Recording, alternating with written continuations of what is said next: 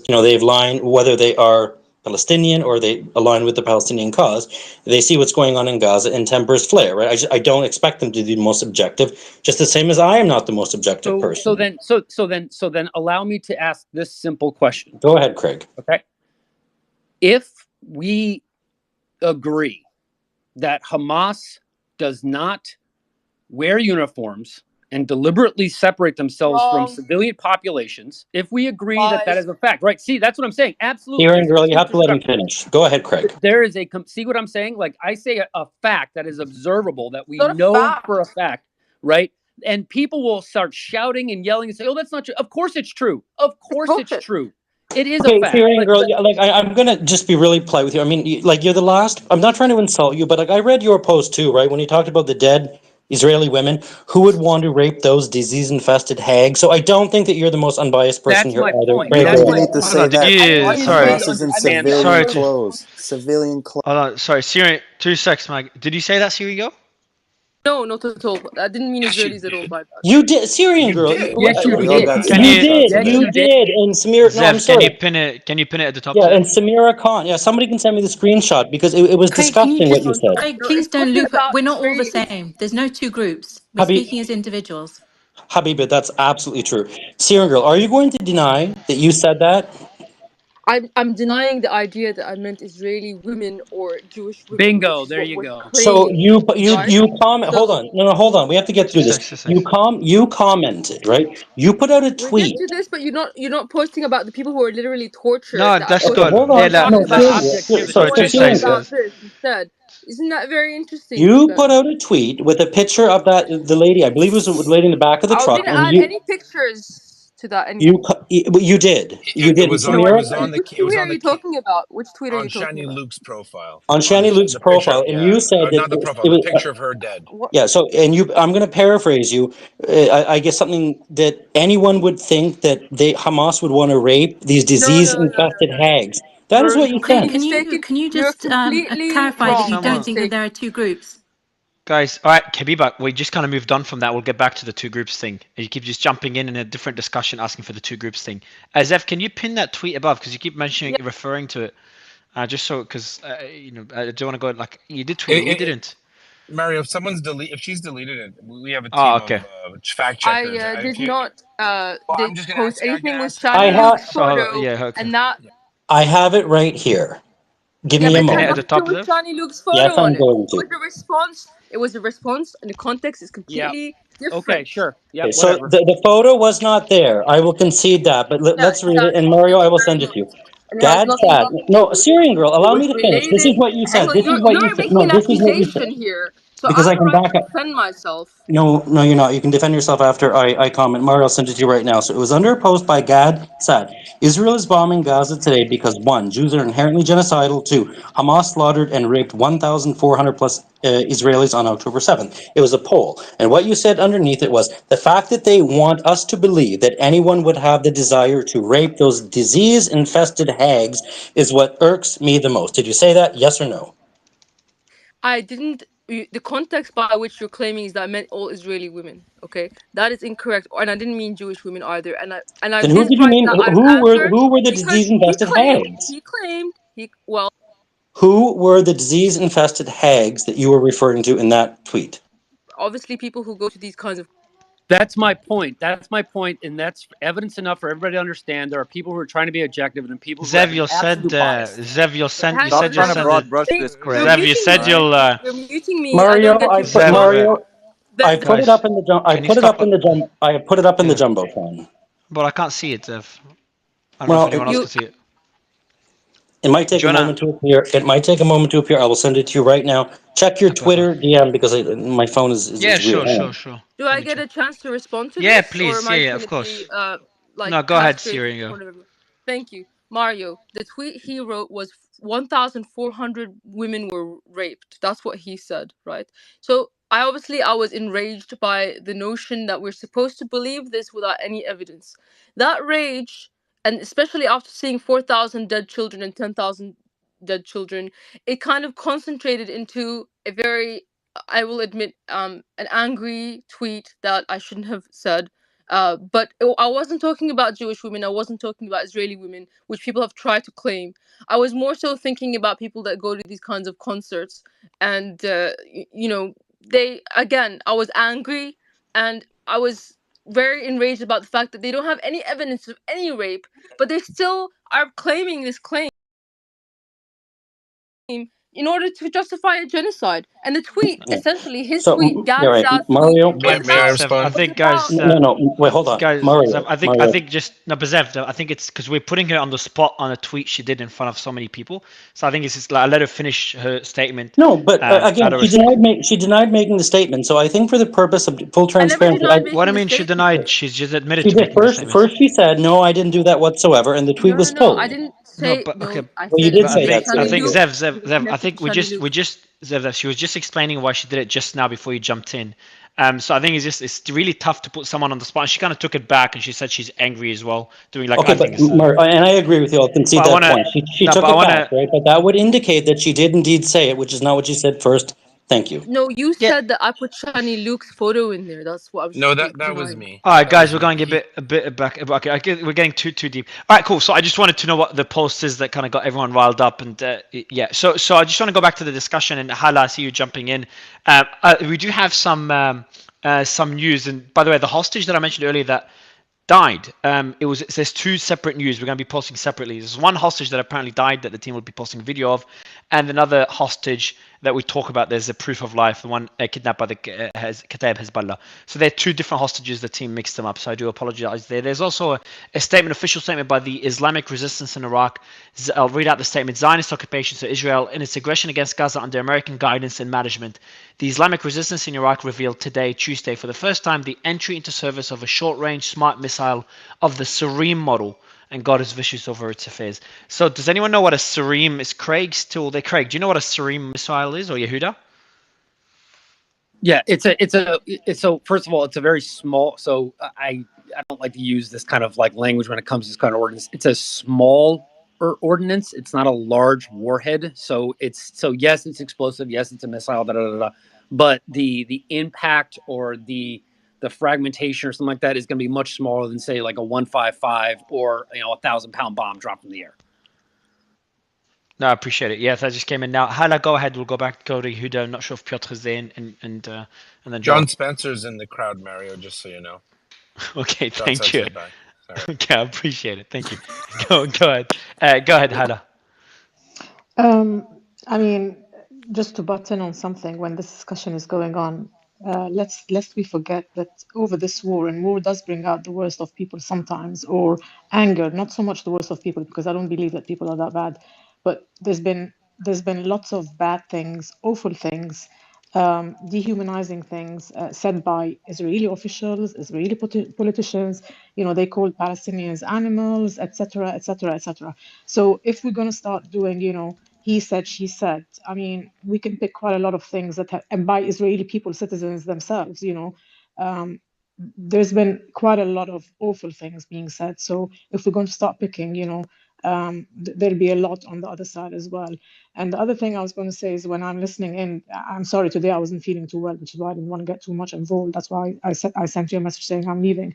But the other thing is that it's, the person that was talking about groups and things, the fact of the matter is that anything that's said, I mean, you claim that, or you say that this group doesn't concede to anything. And aside from BZ, actually, who sometimes does concede, I know that. I listen to, I hear what he says when he says you have a point here, or actually, yes, I will think this, or actually my intellect will allow me this, which is cool. But the rest, actually, they gang together, they shut down anyone, and it's like they create their own fatwas, basically, for anything that is anti or against that we're trying to put up against the Israelis, or complaining or criticizing. There's a ganging going on, and they shut it down, and then they say that, we don't concede. I mean, it's each side is not conceding, so let's not blame one and not the other, because they're not doing better either. If we want to talk about this as in them and us, so to speak, there's a lot of non-concessions going on, and they create, any criticism, they always have a reason to justify it. It's like fatwas. I mean, are you guys Muslims? Because this is fatwas are a Muslim thing, but it's similar, the behavior that's going on, basically. So that's my 2 cents on it. some positive news. The IDF just stated they're transferring. I'll let you respond, Yehuda. But the IDF said they're transferring incubators for newborns from an Israeli hospital to Shifa Hospital in Gaza City. So it just came in. Now, obviously, that also shows that there's some coordination too. So that's good. I think they've. Oh yeah, true, because they haven't entered that hospital yet. Al Shifa's still not under their control. But that's some positive news there if that does materialize, and then we don't get into the debate. They're lying. They never offered it, and then Israel's like, no, Gaza blocked it, just like it happened in Fuel yesterday. Israeli forces they did said go in, Mario, with a sniper. Sorry. They sent in a sniper. There was a statement from Médecins Sans Frontières today that they had gone in with a sniper and they'd shot people there. So the Israeli side have entered. That's why there was no cooperation, because they also bombed a family outside it. Yeah. What do you mean they've sent one sniper into the just one guy. If you read the MSF report today, you'll see that an Israeli sniper went in. Yeah. There's been reports right. from the doctors, from MSF, from MSF, from the doctors, that nurses and people inside have been sniped at, and some were injured. Yeah, I know. Yeah. Hala, but I know about that. I've reported about the reports of people being sniped at inside. But the Habiba, you said a sniper entered and they took over the hospital. Hala's talking about.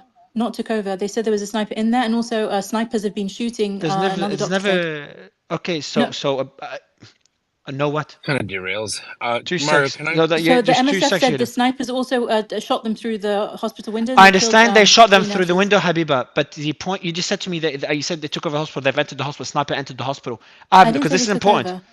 Okay, did the sniper enter the hospital or shoot at the hospital? Yeah, the sniper. There was a sniper in there. Look at the MSF statement today.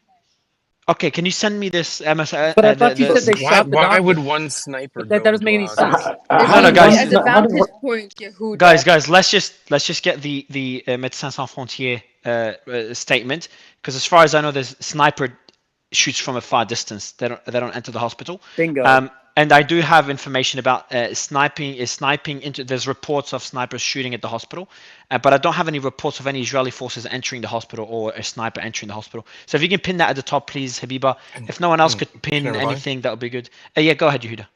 I just pinned a quick one saying that they attacked the ambulance outside. I'll find the ones as well. Not. Yeah, if you can find the one that you referred to where a sniper entered the hospital, go ahead, Yehuda. Hala made a point, an interesting point, and just I feel dirty even having to say this. Myself and many of the people that think like me are not happy that there's any especially children or innocent civilians dead. We disagree on who's culpable for those deaths. I think that's something that people need to understand. Number one. Number two, about saying we're always right and every side's going to say they're right. Here's a little story, Mario. BZ and I were in a room and we didn't have enough Palestinians or on that side. And I was Palestinian Yehuda, and I destroyed everyone. One thing none of you have asked me is, what is my criticism of Israel? I'm not going to criticize Israel on made-up stories, but there are very legitimate complaints that you can make, and it was similar to one of the guys, Mike. Do you criticize the torture in the videos that I posted? This is why we're not going to agree. Yehuda, no offense, I don't consider you serious. I'm really sorry. I listened to you for a month. You deflected away. You deflected Yehuda's moment. Successfully. Sorry, yes, hearing girl. I think he was just about to talk. He was about to criticize Israeli forces. So I'd love to hear that. So, what do you criticize from the Israeli side, Yehuda? I mean, and I will do the same after. Yeah, and I mean, and if you can't do this to your own side, you're probably not very good at critical thinking. I got to be honest with you. I look at it from the other side all the time. If I was a Palestinian, what would I say? One of your speakers, I think it was Mike, he made a comment about parity between Hamas and Israel. And he basically said, in a nutshell, and I'm paraphrasing loosely, so don't come at me, please. Basically, Israel should do more because they're a real country with international recognition, and Hamas is a terrorist organization, like you say, like we all say, and therefore you can't expect that much out of them. Maybe legally it's not true, right? Under all these international conventions and laws, Hamas is still responsible for safeguarding Palestinians because they're whether you believe they're elected government or they did a coup, we can get into that another day. But the bottom line is they're the government there, and the Israelis will stand on that principle and say they're the ones who are doing all this stuff. However, I do have that belief, and I don't want it to sound like the bigotry of low expectations. But if I was an Israeli premier, like after Sharon, I would say, crap. Hamas is a terror group. Now they've taken control in the West Bank. Now I can do everything I can to try to stop this from taking root, to try to stop the inculcation. In other words, be more loving and caring to the people there than Hamas says they are.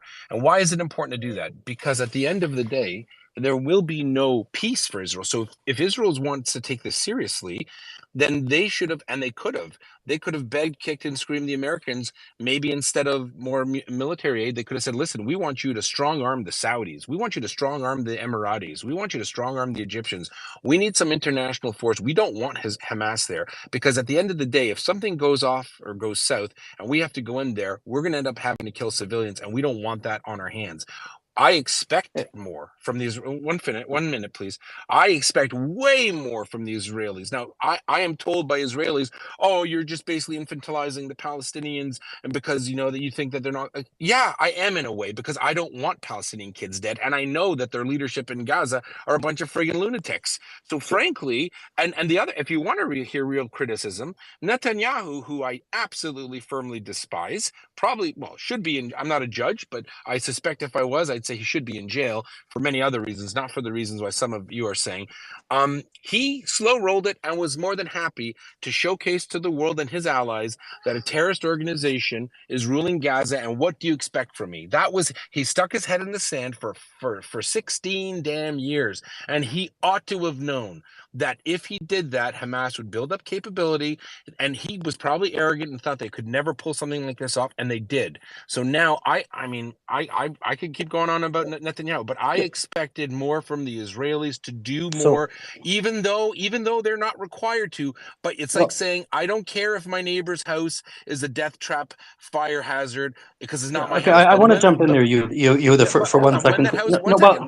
Let me finish the analogy. Once that house burns down, it's burning your house down too. So you got to be smart. Thanks. Okay, so I will just quickly piggyback on that. So if you want to hear my criticisms of the state of Israel, it's this. And please nobody interrupt me, I fundamentally agree with the current blockade that has been in place for many years of Gaza for the protection of the state of Israel, but I fundamentally criticize the state of Israel for letting it get to that point. I criticize the state of Israel for building settlements in the West Bank. Listen, I'm not a religious person. That land has no religious value for me.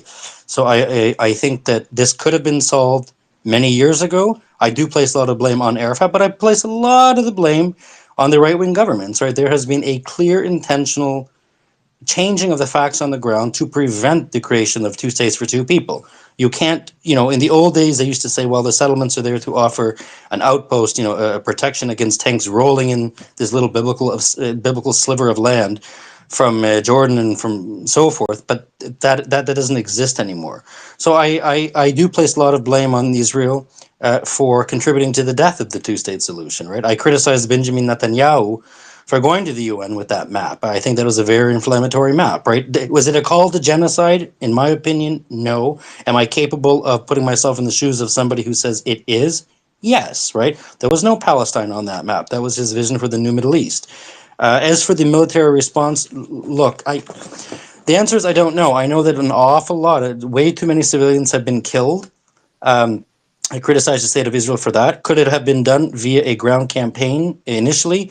Yes, but that wasn't what the Americans wanted. We discussed it in this space, right? The American administration came out and said specifically, we don't want a large, grand invasion of Gaza. We believe it can be done with targeted aerial strikes. That's what the Americans asked, and that's what the Americans got. So, and you got called by a Chabad rabbi an anti-Semite, remember? And so was I. He told me I was going to burn in hell for all No, eternity. this is when I was Wait, can I Palestinian. You ask Yeah. you guys a question? I played Since we're the other side of that, Sure, by go the ahead. way. Yeah, you it's guys two are We're seconds. going to go to Go ahead. Syrian. Where I Syrian, Yeah, go Syrian, ahead. go align with with your Israel. question. Thank Go Go you. ahead, ahead. Syrian. So, do you criticize Israel for the torture of prisoners in the videos that I have posted in the Okay, comments so I under will the answer that. space? If you No, no, can, okay. I want Yehuda first, please, No, and I'm then going to we. answer. I'm going to answer first, and Yehuda's going to answer. So, if there is documented evidence, not your, I haven't even looked at your videos. I will look Please at have a them, look right? first before you No, no, answer. no, no, no, no. Have I'm a going look to give you first. no, Syrian girl. No, no, I I'm need you going to no, understand madam, things first. madam. I am going to answer you first, and I will look at them. Okay. If there is documented, concrete, provable evidence that Israelis are torturing anyone, I will absolutely condemn it. But I will not, and I will watch the video. I do not take anything that you post as the gospel, just as you do not take anything I post as the gospel. That's as far as I'm willing to concede. Yehuda, go ahead, respond to. Or actually, Joah, you were next. I'm sorry. Go ahead, Joah. Yeah, no, I had played the other Is side of there a that reason where I we're was tipping arguing Yehuda? for, Are we where are I was we arguing Yeah, I treating think him hold with for on. I country think Yehuda. Joa, respect? 2 sec, Oh, I'm guys, sorry. guys.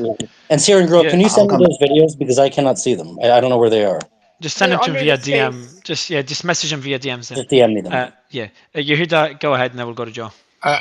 She's asked the question 3 or 4 times. I've just made it clear. Yeah, I but don't because you believe. never answer it. I You've I've been I seen the don't. avoiding video, I so I me don't. can about my comment. I've tweets. seen the video, Yeah, I but yeah. I So don't. would like to let's know the source. Megan, What's the let source and what's Yehuda, the date? Megan, What's the I, The accused source date? of the Megan. IDF, Okay, they posted it themselves. Yehuda, so go what? ahead, answer the question, and then we'll go to So it's Majid. very simply, Mario very much echoes what BZ said. If there was actually a conduct that amounted to torture that an Israeli soldier did, I would expect him to be arrested, charged, and have the full weight of the law thrown at him. If Are that you was mentioning true, the arrests? What torture? Can I'm you just please look. explain? Oh, okay. I'm not saying there was torture. I'm saying I would expect the rule of law to apply fully No, to I'm those asking you things. what torture is she speaking about? I have no idea because I don't Please watch her check the stuff. comment I could section say or under the something to the space. video because I've Syrian Go Girl, seen ahead, the can you video. Majid. You please go ahead, DM it to Quickly, me? guys. quickly, quickly, quickly. Not Uh, from Yehuda her said post. something wrong. Megan, go ahead, and we'll go to Syrian Girl. I've seen her video posted before, but I would like her to specify where she got it and what date she. Go ahead, Megan. I'm not sure why you got muted, Megan. Go ahead, Syrian Girl. Where you got the videos and what date?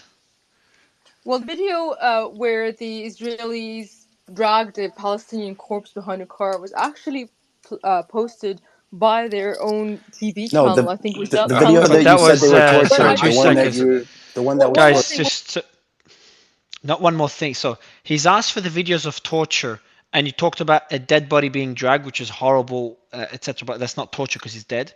Also, Habiba, did you find just before you answer here and go, Habiba, did you find? Because I've asked the team to look for it and they haven't found it. You mentioned the sniper that entered the hospital. Have you found the statement by the Médecins Sans Frontières? Talk about that. Yeah, yeah, I put it up in the at the top. So just to clarify what happened. So there was a sniper and they shot 4 patients, and then medicine. You can see it in the nest from Doctors Without Borders. And then they had to treat. They had to operate on 3 of the patients. Those people were being sniped at, and nurses, doctors, You said a patients. sniper went into the hospital. Yeah. Yeah. So So there's Habiba was another link so up there. The That surgeon doesn't make said. sense, though. That The picture two does surgeon not six. show said. snipers. That picture is Guys, a doctor guys. and a child. That picture is not of a Craig, sniper. just Guys, two I, secs. I Two know secs. that they don't accept that any children or doctors or babies have been killed, but these are the facts. No, but So Habiba, No, just just no. Mario, Stop, one guys, stop, moment, stop. guys. please. Anyone, if anyone knows, okay, I'm getting a bit tired of this, guys. Please. Yeah. So just Habiba, just 2 seconds. I'm trying to get one quick point, guys. Yeah, Habiba, so is there a sniper that went into the hospital? Yes or no? Just so I know. It's okay if you got it wrong, because yeah, I want to move on. yeah. The link is up there as well, Middle East Eye, because they're quoting the MSF surgeon. So there's 2 sources, at least 2 sources on this. But the MSF surgeon But explained Habiba, because the thing is I'm they're looking at the operating on the link. fourth floor. Habiba, I'm looking at the link. Please, Yeah, it's getting really frustrating. So you're talking about snipers shooting at the hospital, which I understand. I yeah. really want to know this if this is news because my team couldn't find it. And if it's true, I want to look It's into in the the nest. source. Look at the Middle East Eye. Scroll. It says The Middle East inside Al Eye. It Shifa. says Israeli sniper targets 4 patients inside Al Shifa. Yeah, and if you scroll down, What do you mean? you Yeah, can. it said No, it hold on, said Mario. the. May I please, Mario? My issue is this, Habiba. I do not doubt that you put that up there. The problem that I have is this. You made the claim that a sniper entered into the hospital. That does not say that a sniper entered into the hospital. That says that a sniper targeted people that were into a hospital. The job of a sniper is to take out somebody using basically a long-range You guys sniping are rifle, right? confused. He's Syrian girl, inside the please. hospital. So hold He's on. Sorry. So inside there's the multiple attacks that hospital. are going on. Sorry. Okay, So 2 secs. against the This is hospital. okay. Yeah. Can I say Sorry. something, please? No one can say I don't anything hear for a second, Mario at please. all. So Okay, BZ, so you have to step up. yeah, all good, all good. I've removed you. So ZV, if you can bring it back up, you couldn't hear me. So Syrian girl, you said we're confused. There is a sniper inside the hospital. Yeah, he's The taking the doctors are hospital as a operating on I the don't know third if and you fourth heard me. floor. I said Syrian girl, please. I love you Sorry. both, but please. Sorry, Syrian girl. Is there a sniper inside the hospital? You say? So yes, because they're using the hospital as a vantage point. So obviously they're Okay. inside the hospital shooting at people outside the hospital. Habiba's trying to tell you guys that if you scroll So down two in the Middle secs. East eye, you can read that. Okay, Please, Habiba, take okay. it away. Yeah, perfect. Okay, I'll open the Middle East Eye, and I want to see what I could read because I don't know of that. So let me just check that. But so what you're saying is that people are going to using the hospital to shoot people outside the hospital, but everything that Habiba shared is No, people Mario, inside the I need hospital to being be shared. clear.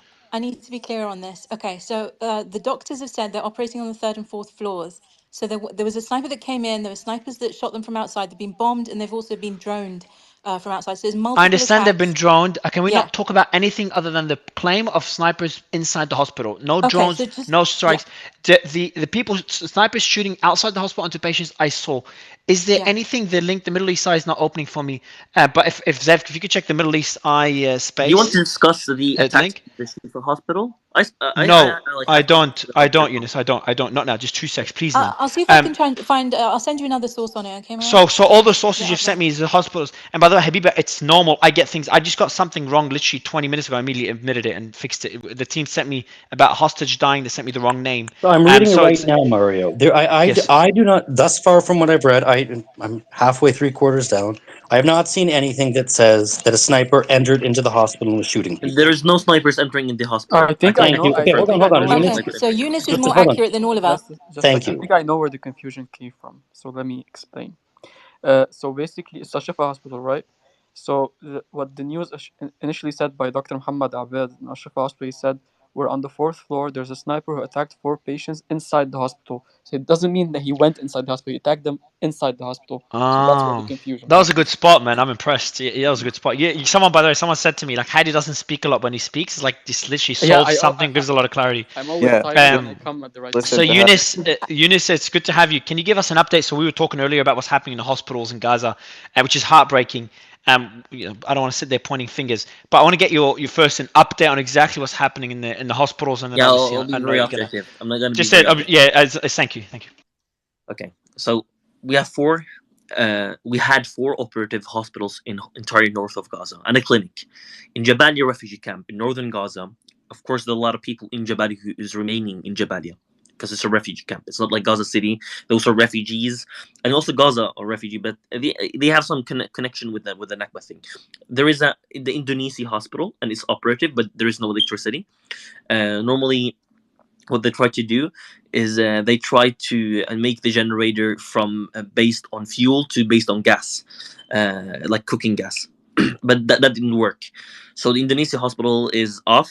There is no electricity currently at Indonesia hospital since yesterday.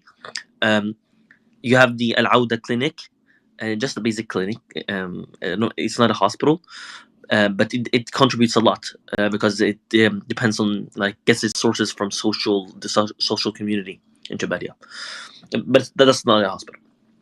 In Gaza City, there were 4 operative hospitals: Arantisi Hospital, and of course you saw the Israeli military entering there, and it has been captured. It's non-operative. There is not a single patient there. The Israelis have taken over it. You have Al Quds Hospital, belonging to the Palestinian Red Crescent. You have a Shifa Hospital, and you also have the Baptist hospital that was bombed earlier in this war. But it's not actually an hospital at all. It's just the basic clinic where there are 2 doctors and 5 nurses who are providing first aid based on the medical equipment that was at the Baptist hospital. Because after the attack on the Baptist hospital, it remained like ineffective. But they reopened it, headed by Ghassan Abu Sittah, the surgeon who was at the British Palestinian surgeon. I think you have heard of him. Regarding Shifa Hospital, of course, you have to understand that Shifa Hospital currently have 3 ambulances of 20. That's or 20 to 23. It's the normal operation where the ambulances is. There is a problem here. One, a lot of ambulances were bombed. 2, the ambulances that went to Egypt to southern Gaza are not allowed to get back again. And why? Because it needs coordination with International Red Cross and the military, and the military hasn't allowed yet because it claimed, for example, today that there was a security incident going on in West Gaza City. So you have 3 ambulances in Shifa Hospital, and there is another place which is not a hospital. There is an ambulance station where all these ambulances are stationed. It's called Khadamat Al-Amma. The Israelis bombed the residential building and bombed where the ambulance station was supposed to park. So that's it. Regarding to Shifa, is it operative? Yes, they take in, like, I can confirm this. This is actually something that never. I don't think no one of you know, but 50% of the medical team at the Shifa evacuated to south for different reasons. Some of them were cold and are not one of the main medical crew that are at the hospital. And some others have family, and some others wanted to really relocate to the south in order to help in the southern region. And due to the fact that the hospital has been besieged, so there is not a lot of patients that are able to get into Shifa Hospital. 3 ambulances, the main medical crew stays. The fuel thing, there is something critical with it, because they have solar panels, but this solar panels doesn't provide at all anything. It isn't enough for the ICU unit, and it was damaged after the Israeli attack. And this was something not denied by the military. They said so on the solar panels on the Quds building, which provided the energy to the ICU unit.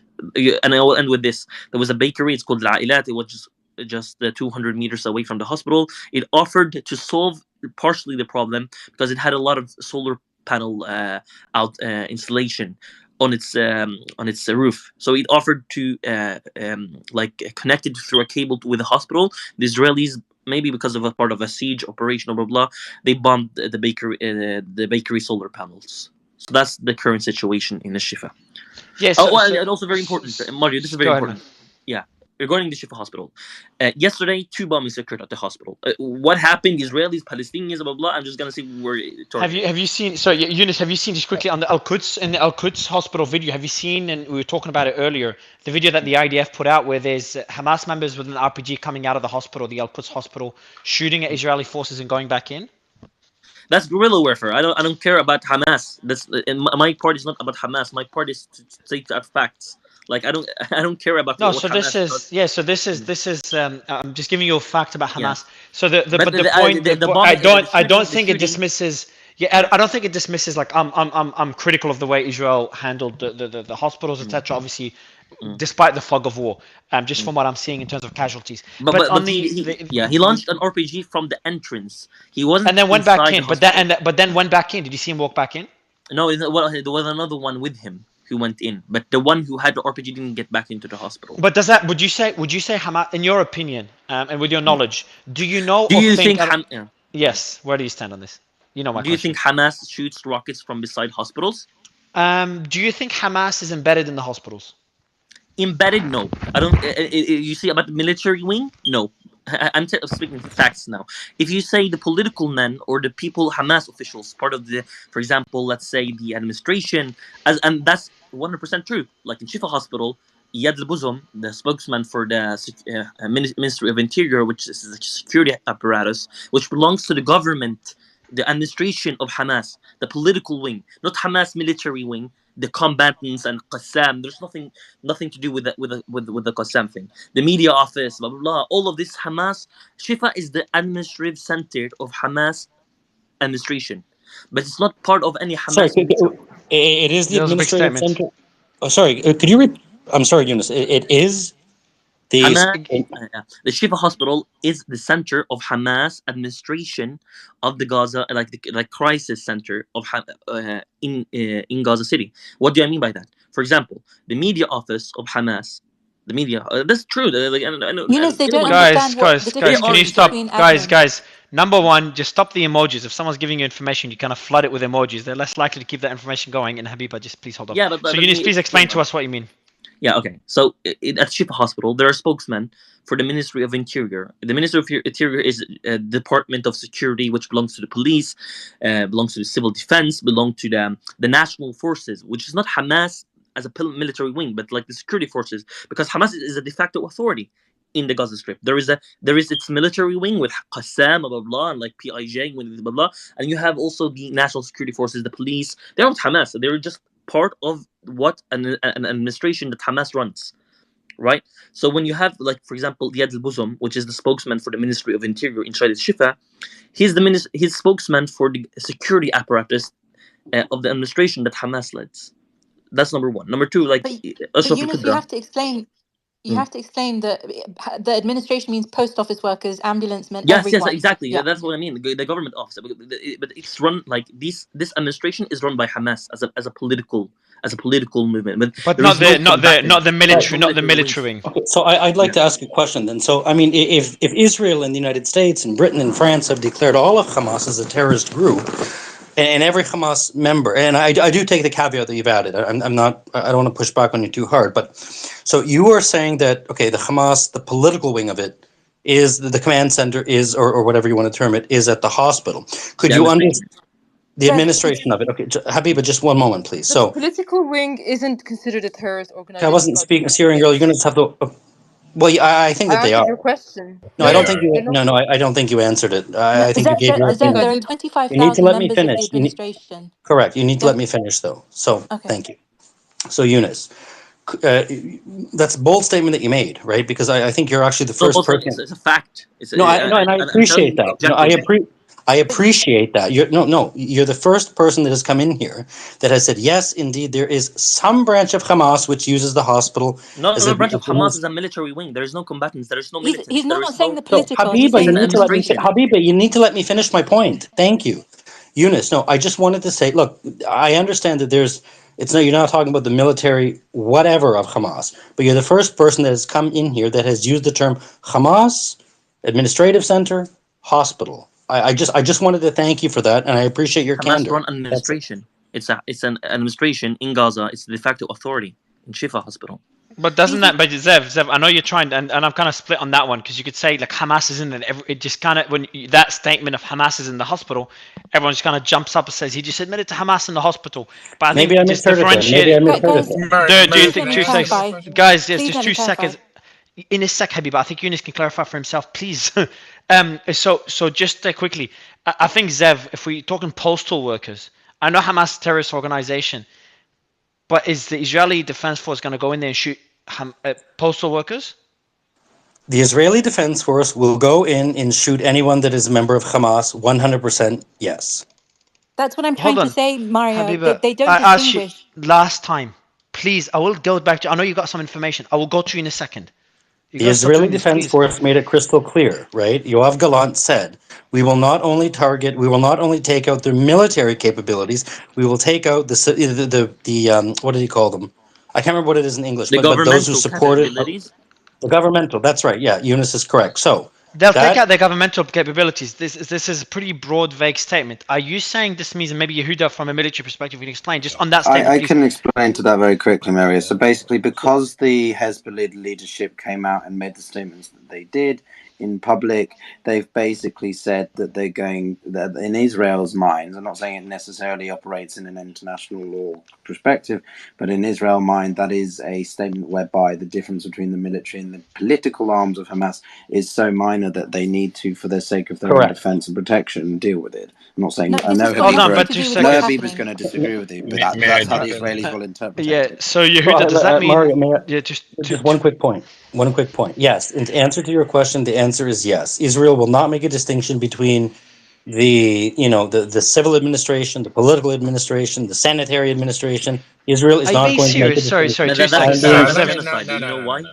Two Mario has seconds. to answer Before this. anyone speaks, just please, everyone, just keep it muted, please. And we'll go to Yehuda afterwards and others, and Habiba and Eunice. Just so first, Zev, hold on. So what you're saying by this statement is that Israel will shoot someone that's picking up the rubbish the same way they'll shoot a soldier? What I am saying is that if somebody is Exactly. known, may I Habiba, finish, okay, Habiba? it's got to stop, Habiba. What I Go am ahead. saying is Israel has made it crystal clear that it will target and take out any member of Hamas. So, in answer to your question, from where I stand, the answer is yes.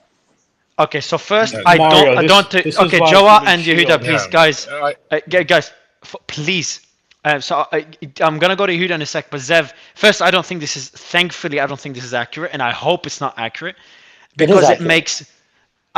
Well, I hope not, but let's see what Can I Yehuda says because I respond? know he's. Yeah. Yeah, I'm gonna go to you Jeez. in a sec, Yehuda. Please, I will go to you in a second, but I'm just saying if it is accurate, which I know If Yehuda he will has offer a gun, clarification. if it's a Hamas member that has a Pardon me, gun, if it has a gun, I never. Okay, so you've just changed it completely because no, you've listen, said. no, I'm not Please changing tell me. anything. Mario, Can I finish? Can I finish my yeah, statement? Then correct I'd it. like to Let's. go on. Sure. Yeah, of course. So because the initial statement said they won't differentiate between a postal worker because Eunice was saying Correct. postal workers are in there. He never said they're in there with a gun shooting. He said they're in there. So they're in there. Obviously, the postal service is not working anymore. So I don't know what the hell they're doing in there. And there's no post mailing right now in Gaza No, not as far as. post, not post. No, I'm not speaking about post. I'm speaking about about the main parts, like civil defense, media office, about the health authorities, about the water. Okay, then that's very different. Yeah. But to go back to your statement, Zev, Yes. postal workers and rubbish collectors, if they're holding a gun, they'll be shot. But if they that's what they do, they're not going to be eliminated, of course. Okay, And then we'll let go to me Yehuda. finish my Go ahead. point. Yeah. If a Hamas member has a gun, he's going to be shot, right? However, that being said, at the same time, I do not believe, and I could be wrong, I don't think that when America went after ISIS or Al Qaeda, I don't necessarily think that they took into consideration the different levels of support of ISIS, right? If you were ISIS, you were ISIS. If you were Al Qaeda, you were Al Qaeda. So, in that sense, yes, the Israeli Defense Force has said that they will take out not only the military capabilities, the military leaders, they will not make a differentiation between those who provide political support, monetary And garbage support. collectors? Yeah, 2 seconds here. Hamas, anyone. So Yehuda, let me. Yeah. So finish off Zev, and then we'll go to Yehuda.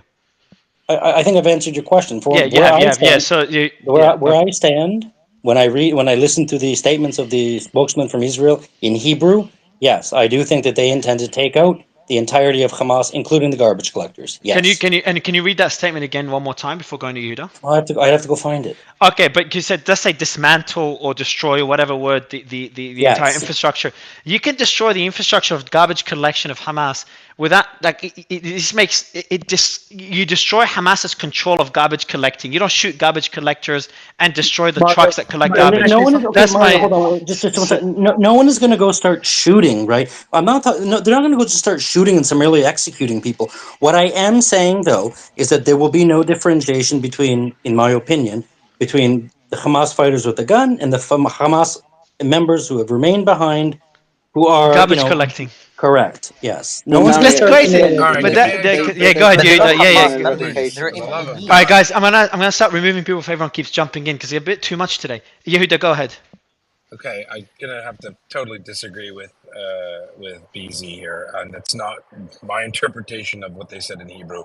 They very clearly Can your said. mic be clearer, Yehuda? Is it?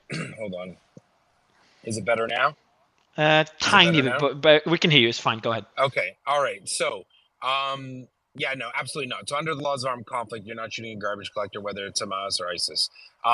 They said they will target and eliminate or eradicate anyone involved with the 7th of October attacks. That would preclude post office workers and garbage collectors, anyone who has any operational capability. They do consider the Hamas political wing the same as the military wing. So that means the Mishals and the That's Abu right. That was my Mazus, point.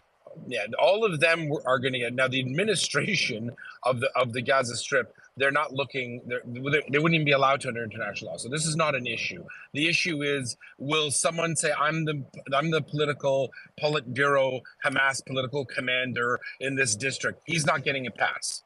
All right, he's not getting a pass. But everyone else, you can't. They're not. They've not said they would attack. They're obviously clearly referring to all Hamas personnel who are active in terror, or what Hamas people will call operations of resistance. So no, that would not include a post office worker or a garbage collector or rubbish collector or sanitation worker. Oh, Okay? that makes I that disagree. makes sense. It's not. Those are the laws of armed conflict. The Israeli It's generals. a war. It's, as far as I know, it's a war crime, killing any It would be a postage war collector, crime. no matter what their belief is. It doesn't matter exactly. And No, on but top of that, the IDF spokespeople clearly say that they're But that you're following saying, the laws of armed so conflict. Yehuda, yeah, so is that what you're saying essentially? So if ISIS, or let's say Hamas controls Gaza, that means anyone that works for any governmental entity within Gaza suddenly has to be killed. That's ridiculous. You kill the leadership, and then you remove the leadership. So the same workers, no, the workers don't. no, Hold on, let me finish my sentence. Mario, Can I that's finish my not. I'm sentence? sorry. No, yes. Hold on, but let me finish my sentence, and then you can disagree with it. So, if essentially what you do is some people are just working to get paid. So they're working for the Hamas garbage collection company because the Hamas collects garbage. So any garbage collector, even if they don't like Hamas, but they're doing it just to get paid, any garbage collector is going to get killed. There's no differentiator between a Hamas soldier and a Hamas garbage collector. That makes no sense. So you remove Hamas leadership, and then the same garbage collectors can work for a new leadership that controls the Gaza government. May I respond? That's right. Yeah, Zev, go ahead. Thank you. I disagree with you. I'm sorry. So I don't know what the exact, composition of Hamas leadership is? Maybe you're talking 200, 300, 400, 1,000 people. No, the answer is no. It is not Hamas leadership down in the south that is firing rockets over into Israel. It's not Hamas leaders that were involved in the plotting and the planning of October 7th, right? So if there is a garbage worker that was involved in something like that or in previous encounters, yes, that garbage worker will be taken out. There are lists, Mario. So I want to be but you changed it, Zev. Just quickly, sorry, you added something new. You said a garbage collector that was involved. We were just talking about general garbage collector. Listen, you're asking my opinion. I'm giving you my opinion, right? No one's required to take it, but from where I stand. No, I'm saying your opinion. I'm just saying your opinion. You changed it. I'm just trying to understand it. No, I didn't change my opinion. If I did, I apologize. Listen, you qualified it.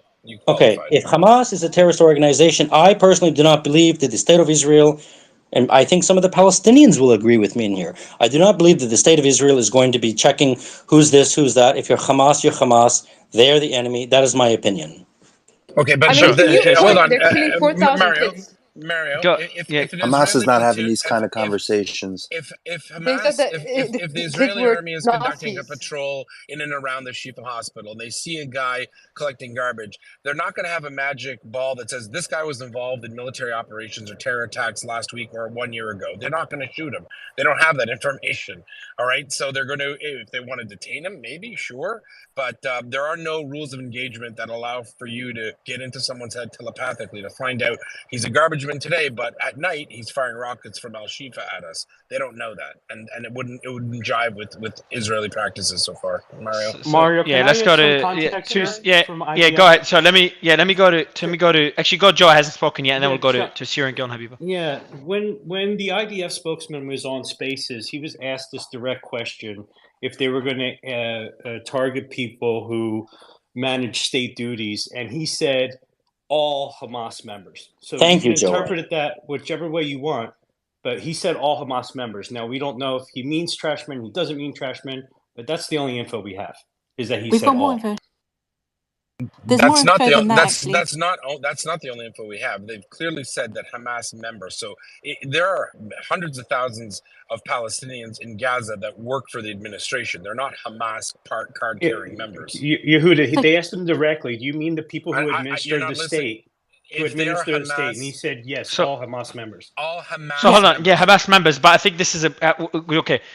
Is that Joe? You gotta be come on. You gotta be fair here. Like when you say Hamas conducted an attack or Hamas launched rockets, does that mean the guys that collect the rubbish launched rockets? I get that. I'm just saying it's up for interpretation. I understand the way. No, but you gotta interpret it fairly. Yeah, but you gotta interpret it fairly. So what did the IDF guy say on the space exactly? He was asked if the state administrators are also Hamas, will they be targeted? And his answer was all Hamas. All of Hamas. That's exactly what he said. Hamas. He said if the state managers are Hamas, would they? And he said yes. We'll need the exact. We'll need the exact. Okay, just very quickly. Just hold on, Habiba. Just 1 second, right? What Joe said is accurate. Right? He said Hamas, all of Hamas, and he was asked that question specifically. I do not remember him saying we're going to differentiate by this or that. Joe, you probably have a stronger recollection than I do. Zev, but you just okay. So we're back to the same debate. First, I don't know if you guys have exact quote of what he said. But second, Zev. So initially you said the garbage collector will be shot, and then you said afterwards you kind of changed it to not changed it, kind of made it more focused, more changed it because you said any garbage collector qualified. That's the word. You qualified it. So Okay, 45,000 employees. There you go. So they're going to be killing 45,000 people. Just back to the point, Zev. Then you said any garbage collector that was involved in the October 7th attack. That's not what I said, Mario. If I said that, that's not what my intention was. What I said is this: I do not believe that the state of Israel and the government of Israel is going to make the distinction between a Hamas civil servant and a Hamas fighter, and I stand by that assertion. Okay, so can I ask you another question? So if there's a public hospital means it's run by the government. Government is Hamas. So if there's a doctor working in a public hospital, that doctor is a legitimate target by the Israeli government? Yes, the Israeli military? And they've actually said Habiba, I asked Zev 2 seconds, just 2 seconds, Habiba. Okay, Zev?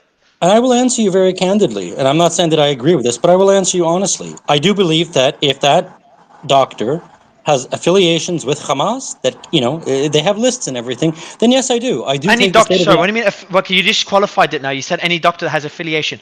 Isn't any doctor working in that hospital Technically, based. No, not at all. Hold on, let me Not at ask. all. No, Hold the on, answer is just no 2 there. seconds. An answer to what? Let me finish the question. If this is a public hospital, doesn't mean every doctor is working for Hamas because it's a public hospital. No, it doesn't whatsoever. No, that's not true. So What are the number of known and suspected Hamas members? So how is a garbage collector a legitimate target?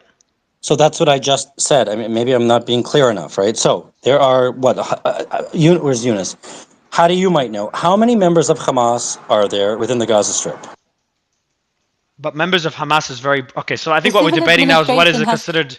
Mario, can I what please is say it? something that everybody else? Can I just mention something? This will provide a lot of clarity. Hold on, Habiba. This will provide a lot of clarity. No, like guys, hold on. Craig, hold on. Habiba, I think we've interrupted her a lot, man. Habiba, go ahead. Answer the question by Zev. Yeah, so there's 25,000 to 45,000 civil administrative workers. As Zev has said, the IDF and Israel very clearly has said that they're not going to make a distinction. Anyone who's paid by Hamas in any capacity is targeted. So when there are several instances where they've actually done what they said they would. One of them is the ambulances, because these people are paid by the civil administration, the ambulance workers. Another instance is the border guards at the Rafah crossing. They were targeted because they're paid by Hamas.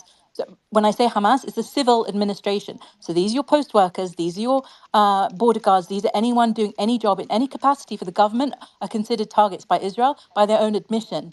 Okay, so you've got to take that seriously. So yeah, so do you have the exact, Habiba, do you have the exact, and I'm going to go to Craig, but do you have the exact statement that the IDF made about this? Because this there's more than one statement. There's more than one statement. Can you give me one of them? Can you give me one of them? I'll pull them up. Yeah, take your time, because I know it's really hard to kind of, I don't know where, because, no, I don't think so. And I think Zev is, I think Zev's kind of changed it. Zev does not say, no, so let me ask you, okay, not changed it. We misunderstood it initially. He did say that they've said that.